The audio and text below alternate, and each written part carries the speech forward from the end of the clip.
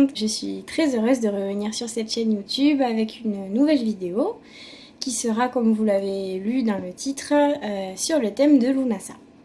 Pourquoi est-ce que je fais une vidéo sur ce sabbat en particulier? Pour une raison qui est très simple, qui est que je suis en vacances et que du coup j'ai beaucoup de temps pour faire des vidéos. Voilà. Donc pour cette raison-là, et aussi parce que les sabbats, ce sont des fêtes que j'aime beaucoup célébrer. Et donc je commence aujourd'hui à vous partager des petites vidéos sur ces thèmes-là. Plus tard, si l'envie me vient et que j'ai un petit peu de temps, je ferai d'autres vidéos sur les autres sabbats qui restent. Donc voilà pour l'introduction de cette vidéo. J'espère que le contenu vous plaira. N'hésitez pas à faire des remarques, si vous avez des questions à poser, voilà. Les commentaires sont là pour ça, je serai ravie de vous lire.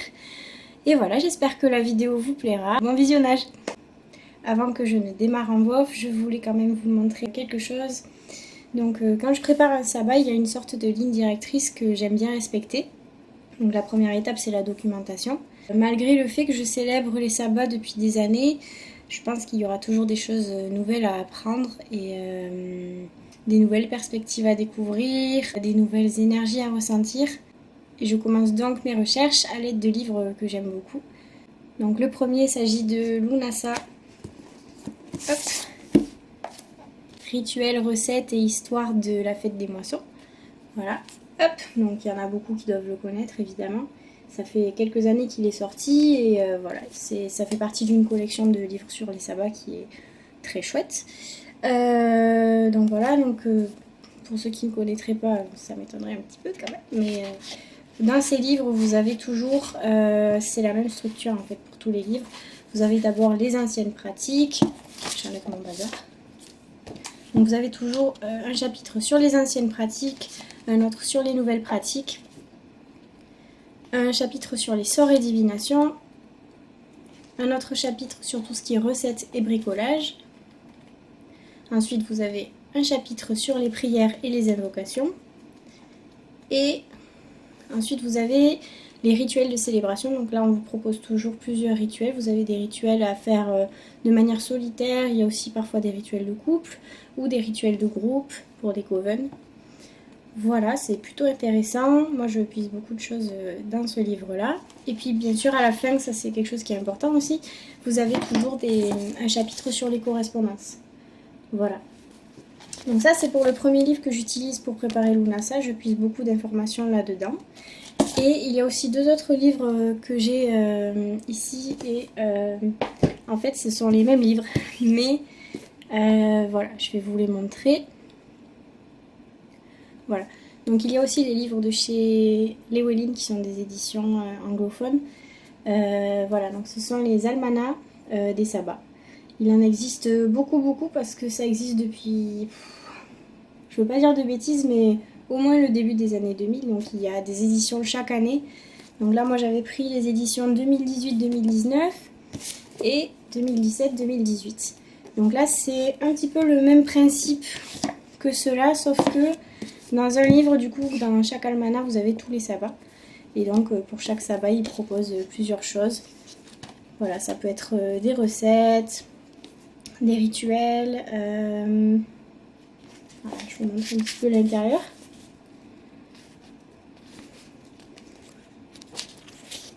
Voilà. Par contre, c'est en anglais, il n'existe pas en français, je crois. Donc, voilà, c'est pour les personnes qui savent lire l'anglais. Mais c'est très pratique quand vous voulez trouver d'autres sources sur les sabbats. Voilà, après moi ce sont les seuls que je connais. Si vous avez d'autres livres sur les sabbats que vous connaissez et que vous avez envie de partager, n'hésitez pas à me le dire dans les commentaires. Après je sais qu'il existe aussi des livres sur les divinités qui peuvent être reliés au sabbat, donc évidemment ça c'est très intéressant aussi. Mais là j'en ai pas à vous présenter, peut-être plus tard. Voilà. Quand j'ai fini de me documenter, ou plutôt en même temps que je me documente, je note tout dans mon livre des miroirs. Donc, pour moi, c'est pas un livre des ombres ou un grimoire. Je l'appelle livre des miroirs parce que tout simplement, je note tout ce qui est réflexion. Je fais pas trop de... comment dire, je note rien de très théorique là-dedans, de rien de ce que j'apprends.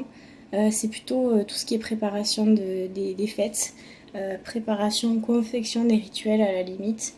Mais voilà, C'est surtout un livre dans lequel je note mes réflexions autour de ma pratique. Voyons voir, je cherche un exemple à vous montrer. Voyons voir. Donc là, par exemple, j'ai ma préparation pour le sabbat d'Ostara, donc qui était il y a quelques temps. Voilà, donc je me mets toujours un petit titre, j'aime bien faire des jolies choses parce que voilà, c'est mon carnet personnel. À chaque fois, c'est un petit peu le même fil conducteur. Je me mets des idées de recettes. Pourquoi? Parce que j'adore faire des repas de sabbat. Je l'expliquerai un petit peu plus tard en parlant du repas que je fais pour Lunasa. Donc voilà, là il y a des idées de recettes. Ensuite, je note des idées d'activités. Alors quand je dis activités, ça peut être des choses magiques comme des choses non magiques. Ça peut être par exemple se promener en nature, faire des récoltes, des choses qui peuvent être à la fois basiques et à la fois dans lesquelles on peut apporter une dimension sacrée. Donc ça peut être également de la divination, des petits sorts. Ça c'est pour les idées d'activités. Si jamais il y a des prières qui m'intéressent aussi, je peux me les noter là. Souvent j'aime bien rajouter aussi des illustrations en fait. Soit des choses que je colle, soit des choses que je dessine. Ça c'est juste pour mon livre des miroirs, mais je vous montrerai juste après que j'ai un grimoire qui est dédié au sabbat pour tout ce qui est théorie. Voilà, est-ce que j'ai d'autres choses intéressantes après? Non, mais par exemple je peux y noter également ce que je prévois de mettre sur mon autel en fonction du sabbat en cours. Voilà, ça peut être beaucoup de choses, mais du coup je prépare mes célébrations en notant tout ce que je souhaite faire dans ce livre-là. Donc ça me permet de prévoir un petit peu à l'avance ce que je veux faire pour le sabbat et de ne pas arriver le jour même à me dire qu'est-ce que je vais faire et d'être déçue parce que j'aurais pas fait toutes les choses que j'aurais voulu faire. Maintenant je vous laisse avec d'autres plans que j'ai filmés qui vont traiter un petit peu de toutes les choses autour du sabbat de Lunasa, voilà, les choses que je fais quand je célèbre les sabbats. Donc là tout de suite je vous envoie sur le grimoire. Une des choses que j'adore faire lorsque je prépare les sabbats, c'est de remplir le grimoire que j'ai créé spécialement pour eux.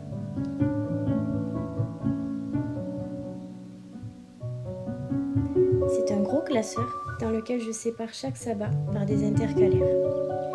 Ce grimoire, c'est un peu comme mon compagnon de pratique. Il évolue autant que moi à chaque saison qui passe.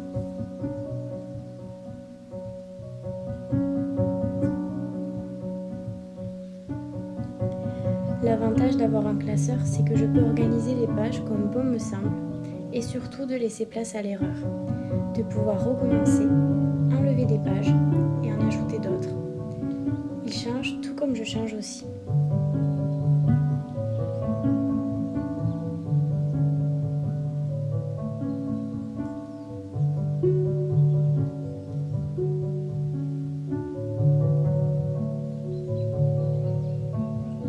Parfois je mets des autocollants, je dessine ou j'ajoute de belles écritures à mes pages. Je ne suis pas une professionnelle de la calligraphie, mais j'aime ce que je fais. Cela ajoute vraiment mon énergie au grimoire. J'ajoute des images qui me parlent, qui pour moi reflètent bien les énergies de chaque fête. Les couleurs évoluent elles aussi au fil des saisons. Pour Lunasa, j'ai plutôt utilisé des couleurs brunes, orangées et vert foncé.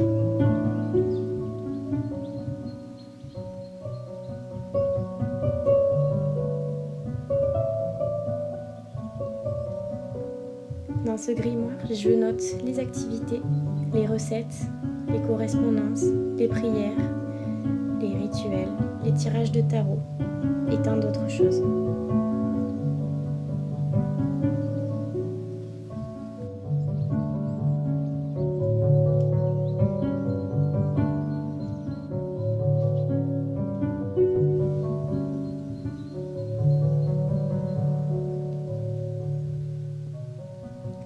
L'autel, mon espace sacré.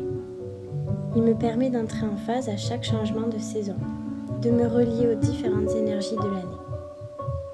J'aime le décorer à chaque sabbat, aux couleurs de la nature, et en même temps avec un style qui me définit et qui me rend heureuse.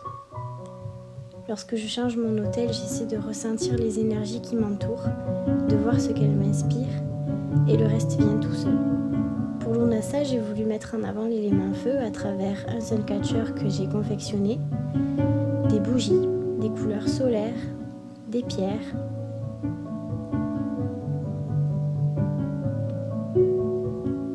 Le tournesol et le blé sont aussi des témoins de l'été qui s'écoule, des moissons et de l'abondance qui en résulte. J'ai toujours aimé exprimer ma créativité de différentes manières et avec ma spiritualité, je poursuis cette passion.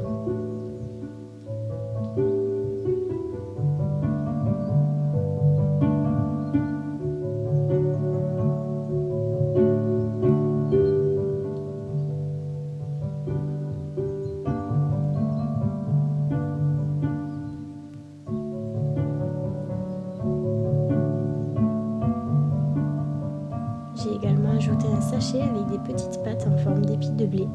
Il s'agit d'un produit qui vient d'un petit producteur local. Elles feront partie du repas de sabbat cette année. Pour finir, j'ai déposé ma libellule, qui est un animal qui me parle profondément et qui reste toujours sur mon autel.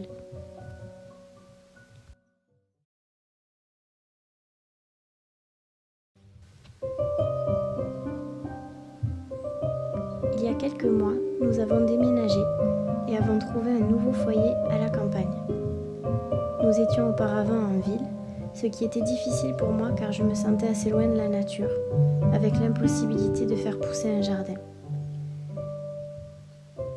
Imaginez ma joie et ma surprise lorsque nous avons trouvé une ferme avec une pension équestre et la possibilité d'avoir un joli jardin. C'est la première fois que j'ai un jardin potager. Il est encore hésitant, un peu en bazar. Il n'est pas l'idéal que je me fais d'un jardin, mais je l'aime beaucoup.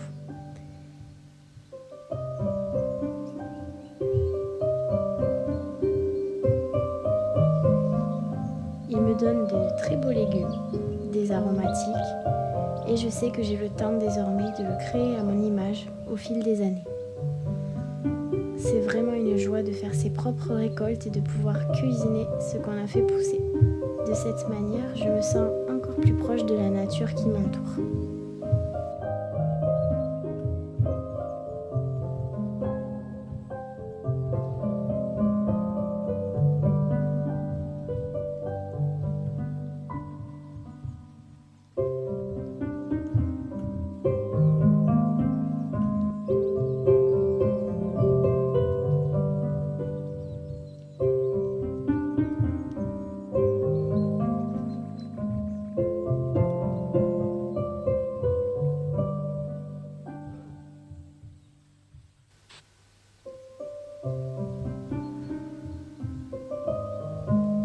Une autre chose que j'apprécie de faire, c'est de cuisiner.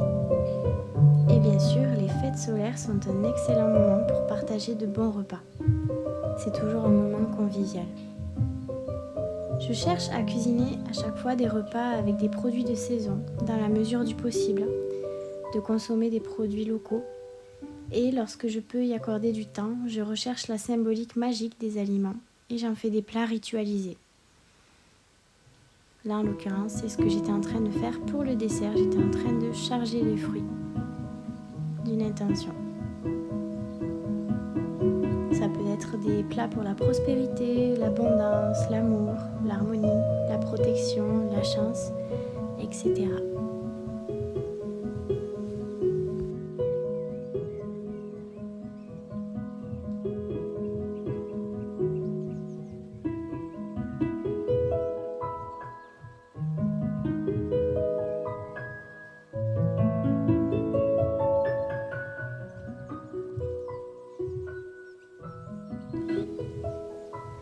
Ici, je suis en train de faire le dessert. Cette année, j'ai opté pour un crumble sucré avec des fruits. C'est une recette spéciale pour moi car je la tiens d'une femme de ma famille qui a énormément d'importance pour moi. Je suis très proche d'elle. Et c'est elle qui m'a transmis cette recette. Donc je vais la garder jalousement pour moi parce qu'elle a beaucoup de sens pour moi cette recette.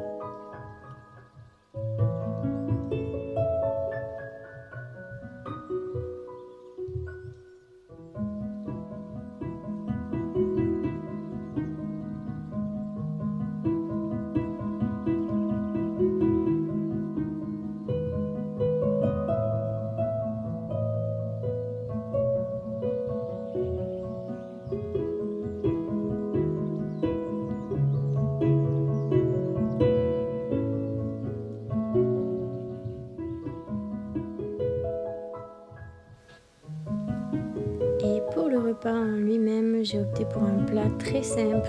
Je me suis pas pris la tête du tout cette année. J'ai décidé de faire du coup les petites pâtes que je vous ai montrées sur mon hôtel en forme d'épi de blé. Et donc je les ai cuisinées avec une sauce tomate faite maison, avec les jolies tomates de mon jardin et un poivron aussi du jardin.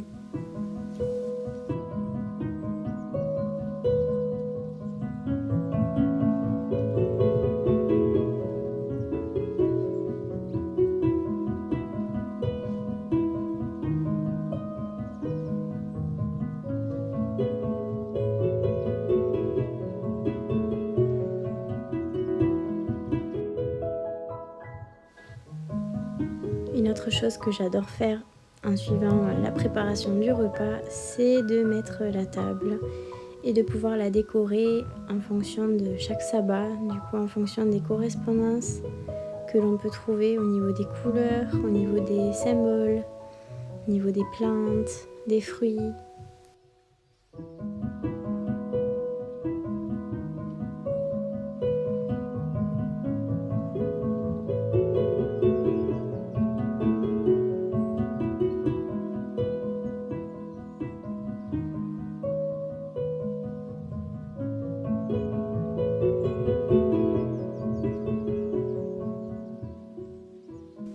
Pour l'occasion, mon sorcier avait préparé des petits pains aux céréales complètes et aux noix.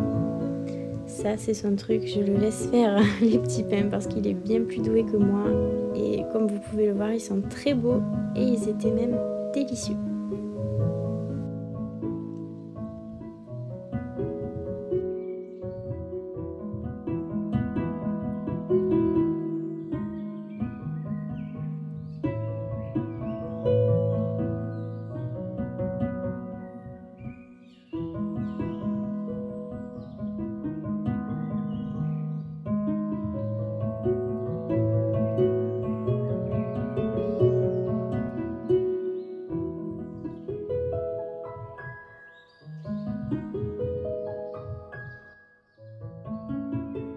Pour le sabbat de Lunasa, je fais le même rituel depuis des années.